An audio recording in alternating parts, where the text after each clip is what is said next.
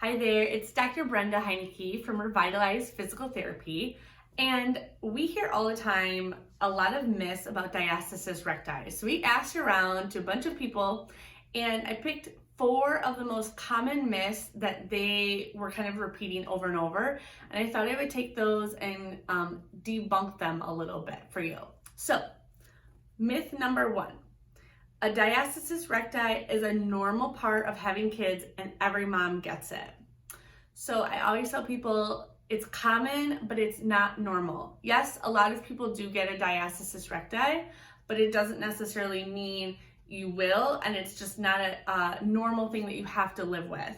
Also, a lot of people don't realize that a diastasis recti can contribute and lead to low back pain and also stress incontinence. So even though it may not seem like a big deal, it can really impact your function and your ability to have fun with your kids.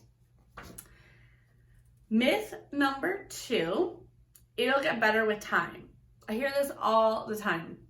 So there was actually a new research study that showed that any change in a diastasis recti happens on its own within your first 8 weeks postpartum. So after that time period, it doesn't just change on its own. You actually have to do some type of treatment to help heal it and fix it. It also, it's never too late to do something about it and fix it. So years down the road, there's still things you can do to address that issue. Myth number 3. The only thing that matters is how big is your gap on a diastasis recti. So maybe your doctor said it's only 2 fingers and it's not a big deal, but you're still having pain and discomfort.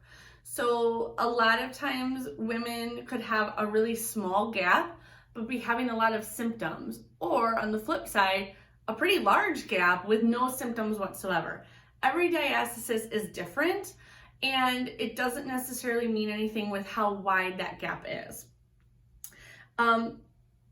Most of the time what we look for is actually the strength of the connective tissue in that gap and how much resistance it gives you. So if you kind of push on the gap, it should kind of push back against you versus your hand just keeps sinking through there. That would be indicative of more damage, and that's really what we look for in terms of what would maybe be worse or better.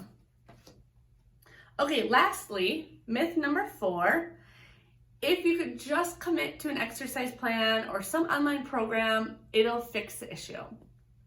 So while exercise is definitely an important part of diastasis rehab, it's oftentimes not that simple.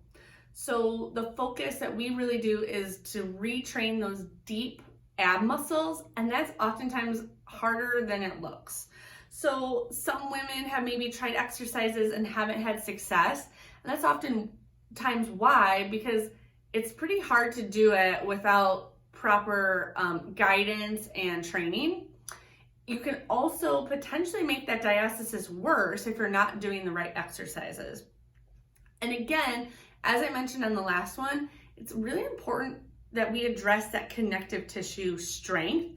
And oftentimes that requires some hands-on treatment to really realign the connective tissue and get it stronger. So don't feel bad if you haven't had time to commit to an exercise plan or if it hasn't worked for you. A lot of times it's just trying to find that right guidance on what to do, where to start, and looking a little bit broader than just a straight set of exercises. So I really hope that this helps. If you haven't already downloaded your guide, our free report on everything you need to know about diastasis recti, you can download that using the link in the description.